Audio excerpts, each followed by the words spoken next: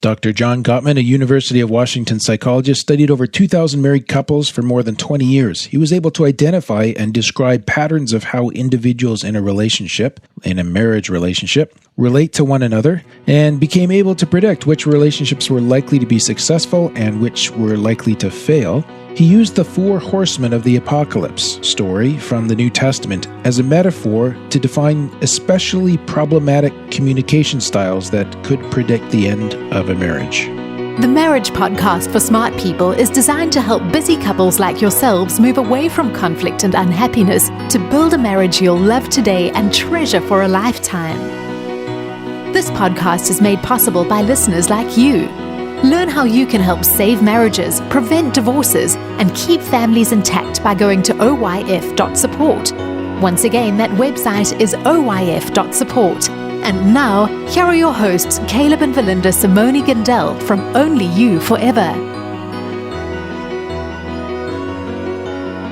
Welcome to the Marriage Podcast for Smart People. If you want to build a thriving, passionate marriage, we've got the research, the truth, and the answers you're looking for. We have what may be an alarming episode for you this week. This is episode number 244, and today we're going to be talking about 4 behaviors that could predict the failure of your marriage, unless you do something about it. Hey there, before we get started, if you missed last week's episode, we went in depth on how to identify your emotions, and I think that episode is going to become a cornerstone piece of content for us because that is such a critical skill in effective communicating. So do go back.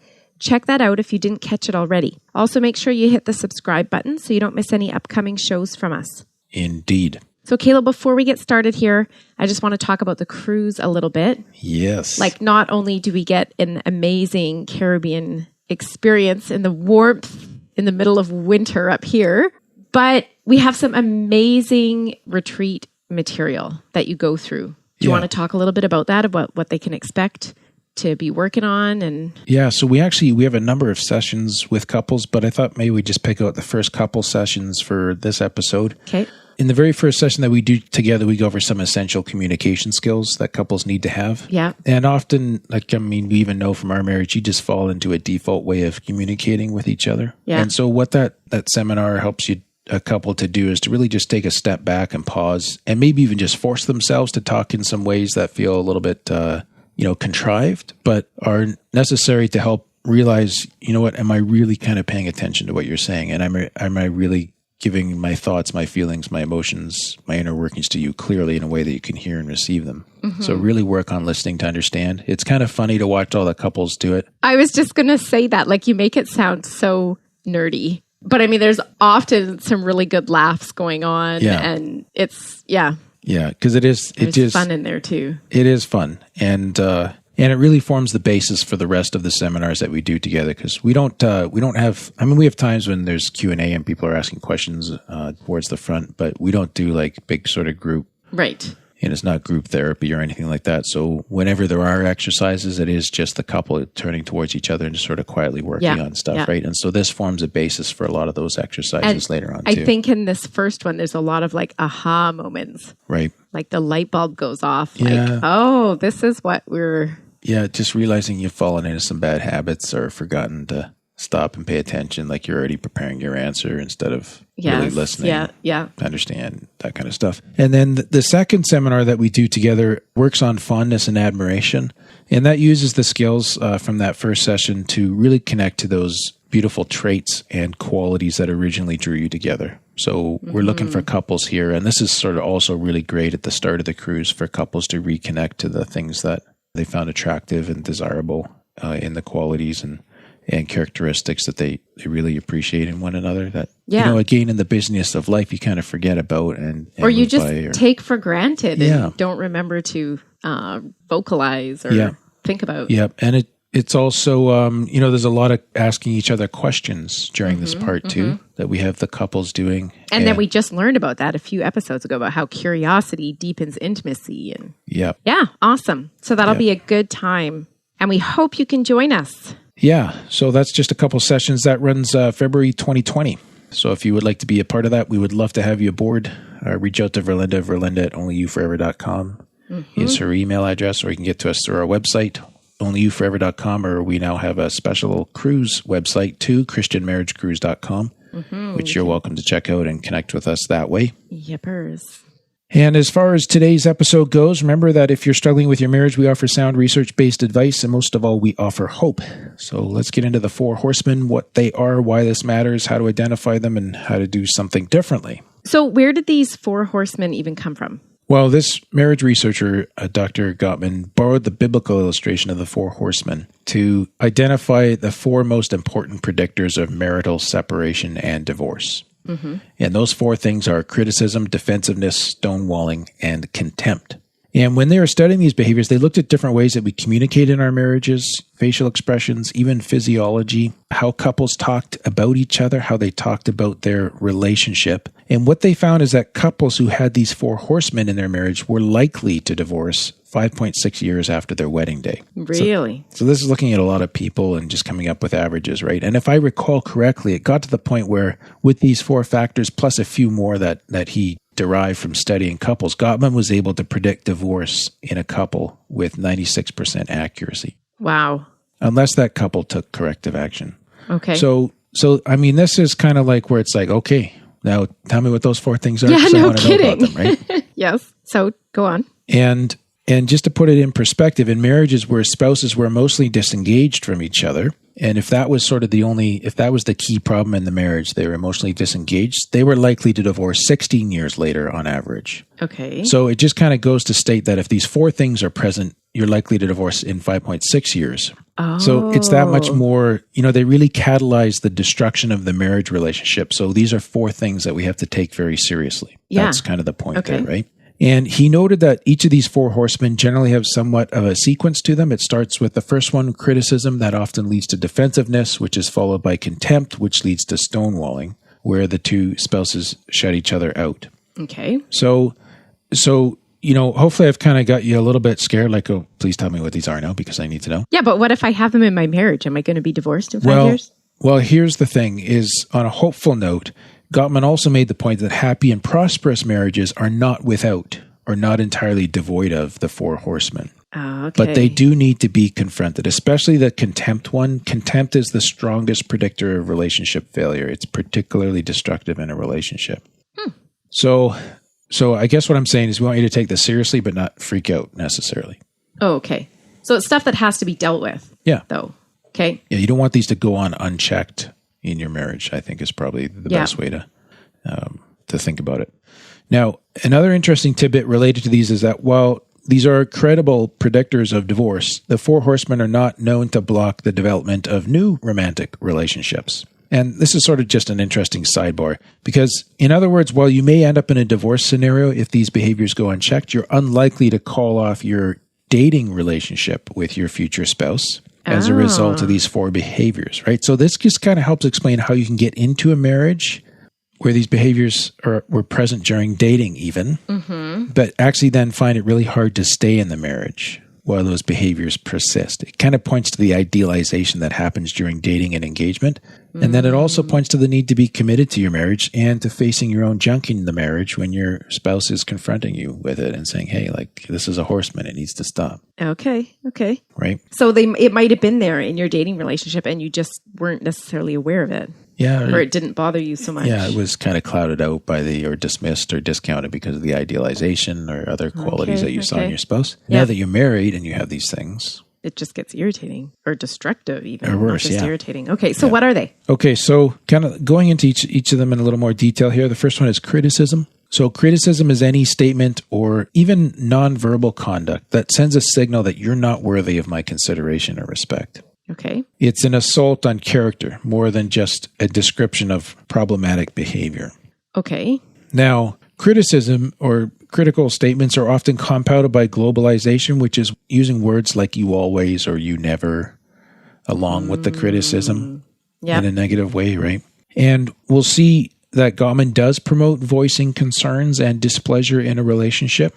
So it's not like you can't ever lodge a complaint. And we're going to talk about what a healthy complaint looks like. But when it's done in a criticizing way, that repetitive criticism, it destroys your affection for one another. And it destroys your admiration of each other. Okay. It erodes your spouse's self-esteem. And that is what makes it so problematic, is because criticism to the person receiving it actually depletes them as a person. Because it's attacking their character. Yeah. Okay. Yeah. And in the patterns or cycles that couples get into, criticism escalates conflict by becoming more frequent, more intense, and eventually leading towards feelings of contempt. Because if you really are that bad of a person, why would I have any respect for you? So it's very corrosive. Okay. Does that make sense? So, well, that last thing doesn't really make sense. Like, so if I criticize you, why would I have respect for you? Right. If my character is that flawed, why would you have respect for me, right? So it really leads to contempt, where it's just like, you're dismissing the whole person. Okay. So then you're in a cycle kind of thing. Yeah. Okay. That's how the brain kind of wires around that. Okay. So that's criticism. Yeah. And so the second horseman is defensiveness. And this often occurs in response to criticism as the accused spouse. You might deny accountability or just reject the unkindness of the criticism, or somehow rebuke your attacking spouse, your critical spouse. And, people are defensive in different ways, but one way that people show defensiveness is by refusing responsibility aggressively. So you may even reverse the blame around an issue in order to make something your spouse's fault. So they're trying to point out something about you that's bothering them, but you may turn that into a bigger, badder thing about them. That's refusing responsibility aggressively. Okay. And defensiveness makes you slippery. You don't accept any fault. You will not acknowledge any part in what has gone wrong. You won't take responsibility for your actions. It's all deflected, or it's diverted, or even blame casted back onto your spouse. Mm-hmm. And if the spouse offering that criticism, or even just a complaint, doesn't back down, then the conflict will escalate. This is the pattern that happens in marriages. Because I'm going to defend myself to the end. Yeah. Okay. I mean, you have to, defensiveness is almost becomes a necessary recourse in order to protect yourself and convince the other person. So then my criticism has to get more intense in order to get through to you, right? So these two things escalate, and they become inflammatory. Yeah.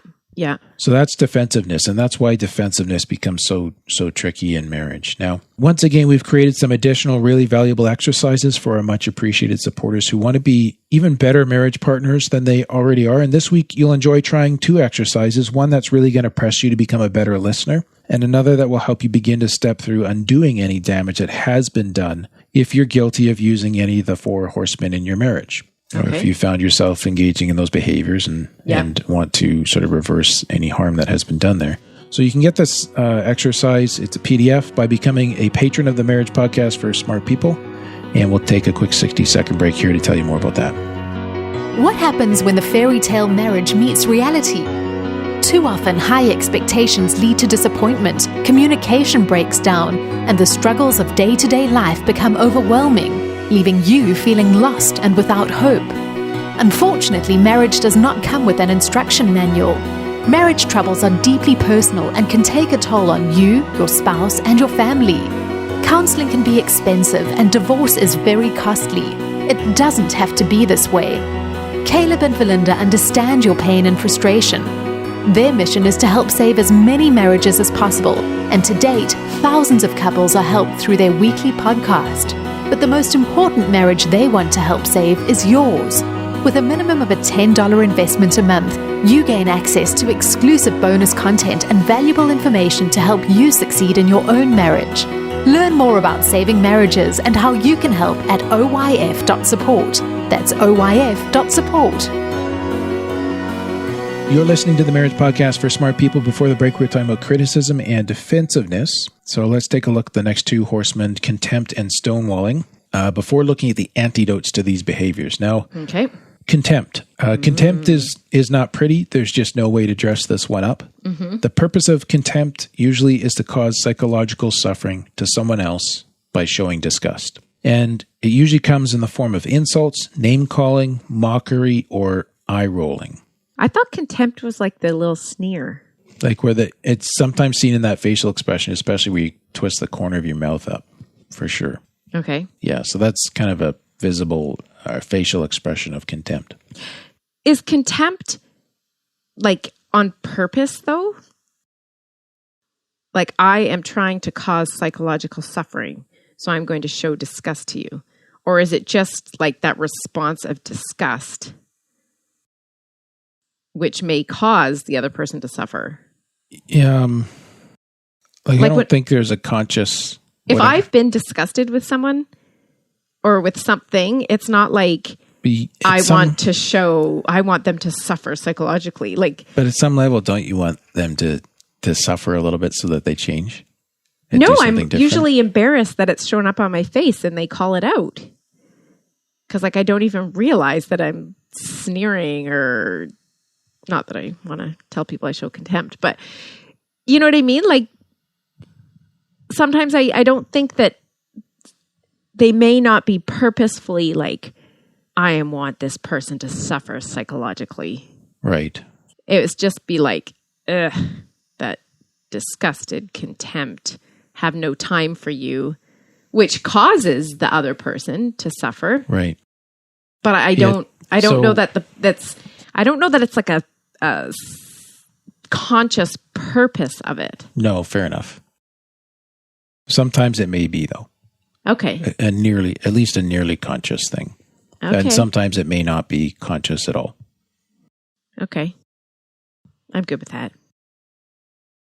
But I do think that quite often in marriage, when one spouse is showing contempt, it's really just a misguided attempt at getting their spouse to follow their lead out of the difficulty that they find themselves in. Like, you're so hopelessly lost in this and out to lunch and wrong that you need to pay attention to me. And I'm going to help us figure our way out of this. Okay. And it sends the signal that you have more power, that you have a better solution, and that they shouldn't really trust themselves to even try. It's kind of like, follow me, I'll fix this. You're just an idiot. Oh my. But you can hear the contempt in there, right? Yeah. And that's really... Yeah. When couples get really sort of in a bad place with each other, it's this obvious. Okay. In healthy marriages, where it's happening more rarely, it might be more subtle, like the eye roll, like, really? You're doing this again? So disgust doesn't always have to be contempt. Like, contempt is a little bit more than disgust? I think so, yeah. Okay. Yeah. Okay.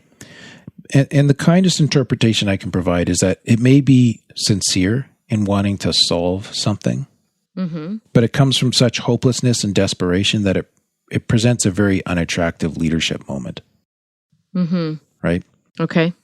And as far as bad behaviors go, this one has significant personal side effects. Studies show that couples who hold contempt against each other are more likely than others to experience infectious diseases. Oh, wow. Colds, flus, things like that. Yeah. Just because of the weakened immune system, because they're holding that contempt. Yeah. Because it causes stress in the body, I think would probably be the reasoning behind that. Yeah. Or the cause behind that. Yeah. So that's contempt. Contempt is a very serious one. A very common one, the fourth horseman, is stonewalling. And that happens when you create a psychological or physical distance from your spouse. And this happens simply by being unresponsive to efforts to communicate, or by responding in grunts or monosyllables, or just withdrawing mentally or even physically from interactions. You might tune out and be there, or you may actually kind of physically turn away a little bit, or you may act too busy, or you may even leave by retreating to the garage or retreating to your smartphone. Yep. So just shutting the other person out, building that wall. Yeah. Okay. And I think it's particularly a male strategy. 80% of stonewalling is done by males. And in our defense, while this thought process is invisible to our wives, we often are just using stonewalling as another misguided attempt, but this time to avoid conflict, in the hopes that a calmer environment will prevail and will preserve the relationship. So if I turn away from all this reactivity and it gets calmer, then maybe it'll settle out. Yeah, but do you honestly think that's going to get calmer? Yeah, we do. Yeah, but if you turn away, it's just going to cause the explosion. Yes, it doesn't work. But no. But that doesn't occur at the time. The unconscious thought at the time is, okay, if I just go away and this calms down, or check out and this calms down, then it's going to be okay. It is sincerely a misguided attempt to preserve the relationship. Okay. Yeah. In some cases, though, it may be used as punishment. Like, I'm going to shut you down or shut you out because you're not even worth the time or the air you're breathing to yell at me. So it can be used, as a punishment. Yeah. It's probably the best way to describe that. Which is even worse. It is, in a nicer framework, we could say it's an even more misguided attempt to bring your partner back to yourself in contrition so that you can reconnect. Keyword being misguided, right? It doesn't work. This is You're getting all mad, like, I'm not going to let this work on me. In fact, I'm going to make sure you don't. I'm going to break your stone wall down. Give me a sledgehammer. Yes. But this is how couples go, right? So you're in our relationship, you're more naturally the attacking, pursuing side of the quadrant, and I'm the withdrawing. Yeah, it sounds much more noble. And so what happens is when you stonewall someone, they have to get a bigger gun to punch through the wall. Yes. Yes. Yes, I'm coming through your wall, buddy. So you can try building that wall, but. I'm like sweating sitting here thinking about this. I know, you're getting all angry. It's awesome. Okay. So that's so we know it doesn't work. We've given folks a very tangible illustration of how this is not likely to work. So yes, we know we need to avoid these 4 behaviors. Right. So what can we do instead? Well, what I like about Gottman is that he's given antidotes to these things. So it's not just like slap on the wrist, stop, don't do that. But it's actually like, try this instead. Okay. So what do we try instead?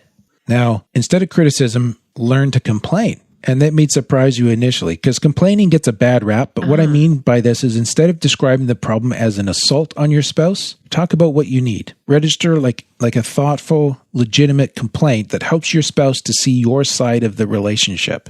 So here's an example. Instead of a criticism like, why are you always such an inconsiderate jerk?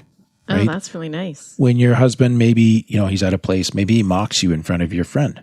Okay. So it's a legitimate problem that you're trying to confront. Yeah. Try this as a complaint. When you mock me in front of my friend, and you want to be precise here and elaborate a little bit maybe on what you perceived as being mocking. Okay. Right? When you mock me in front of my friend, I feel very belittled and humiliated, and I want to run away and hide and never come back. Now, that's a legitimate complaint that associates your husband's behavior with the emotional impact on yourself. And there's no attack on his character there. Yeah. It's much easier to have a thoughtful and considerate response to a complaint like this than it would be to a criticism like in the example that we gave, where you're just saying, why are you always such an inconsiderate jerk? Which could equally be said about the same situation, right? Right. And that's just going to escalate things because he's going to be defensive. Well, because he now has to be confronted with, I'm an inconsiderate jerk. And he's like, no, there's times when I'm not an inconsiderate jerk. So he has to defend that because he can't take on that identity. It's too harsh. It's too much. And in so doing, he's going to dismiss the real problem. Right. So neither of you really getting down to what you need to deal with. Okay. So complain instead of criticize. No, instead of, criticism. Yeah. And the complaining piece, really quite often goes around the when you insert behavior, I feel, insert feeling. Okay. Kind of just model, right? Because, you're registering a complaint about a behavior that's impacting you. And then it's not a personal character confrontation. Which is what a criticism is. Okay. Yep. And then the second thing is to work on gratitude. And this might sound surprising, but this goes a long ways towards undoing contempt. Now, it's easy to jump into contempt very quickly, especially if you didn't grow up in a family where there was healthy confrontation or adaptive conflict resolution skills that were being modeled to you. Mm-hmm. If you can pause and remind yourself of your spouse's positive qualities, even remind yourself of your love for your spouse, that's a great way to get out in front of contempt, and it'll help you find a more positive way to engage around the problem at hand. So it's just kind of just pausing for a moment. It's just kind of stopping yourself to grab a little bit of gratitude along the way before you launch into a discussion about some concern that you have. And if you have a lot of contempt generally, it would be a great help to you to make a practice of gratitude as well. Like if you find yourself, like you just kind of, every once in a while, we just get in a bitter state in our lives. We kind of feel like contempt for everything, right? And learning to be thankful for your spouse's positive attributes as well as their positive actions will create a buffer against these negative feelings like contempt. So sometimes it's almost like we have to, this is, not even necessarily an in-the-moment thing as a tactic, but almost a larger strategy. Okay, you know what? I'm getting too kind of caustic here about how I see everything. So I need to really stop and, start learning to practice some thankfulness, some gratitude. Yeah. Make sense? Yeah. It goes a long ways with contempt. Okay. Now, so this is like an ongoing life skill kind of thing. Is this practicing gratitude? And we talked a little bit, and we haven't talked about this in a long time, but just that practice of even thanking your spouse for little things that they do, acknowledging that and having those little moments of gratitude that you may have got out of the habit of catching or things you're taking for granted now, right? So going back to that is great. Now, instead of defensiveness too, one of the things that you can do is really try to own the wrong that you have done when you are in conflict And that requires you to lower your guard a little, to be willing to be very honest about what you could have done better or differently. Like, so often when we're accused of something, especially if we feel like the accusation is too sweeping or too broad, we don't want to own anything. Right. You just shove it all back. Yeah. Yeah. Because I don't like how you said that to me to even begin with. Right? But if we can kind of, again, this is, we sort of pass ourselves a little bit here and try to do better. We can own whatever we can that's true, that's honest. Okay. Or whatever that's true, we want to own and just be really honest about our part and what went wrong. Yeah, I did. I acknowledge. I accept. I should not have. It's true that. So as much as you can, even if your spouse hasn't said it perfectly, like you don't want to have to, it's not going to help if you're going to be trying to think of a nice word. But go ahead. But you can't be like, okay, I did wrong here, but... Right. Like that's still being defensive. Yes. So when you are trying to own what you can, you just have to be honest about what you did, accept it, I'm sorry, and then stop. Yeah. And your ideal case scenario, which will often happen there, is this won't happen if you're doing the yes but thing that you're describing. But if you're just owning your own stuff and acknowledging and you're stopping there, then your spouse will be like, oh, well, I better admit to something too. Right. Right. Okay. Or at least stop. Yeah. That's what you're hoping for. Right. Yeah. Okay. So it's hard work not being defensive. It's tough to do. Tell me about it. Yeah. Huh. Okay. Yeah. So I think we covered that. Just acknowledging as much as of what is correct or valid or true in what your spouse is saying. Yeah. Often when we are defensive, if we don't hear exactly what we want to hear from our spouse, we can dismiss everything that they're saying. And that's unhelpful too, because that form of defensiveness just makes everyone more entrenched in their positions. Right. Now I really have to convince you because you're not accepting it. Right. But the crazy thing is, like, say 80% of what they said is totally true, but we throw 100% of it out because we're offended by that 20%. And so we have to defend it. We don't want to accept that part. Yeah. So what you're saying is own the 80% and then just drop the 20. Drop the 20, or even after you're having some good, you're starting to like have some good conflict resolution. You could come back later and say, you know what, that 20% there where you said that, I felt that was a little bit unfair. That kind of stung. Okay. Right. But that goes on to that's a complaining thing. Yeah, when you said that, I felt. Yeah.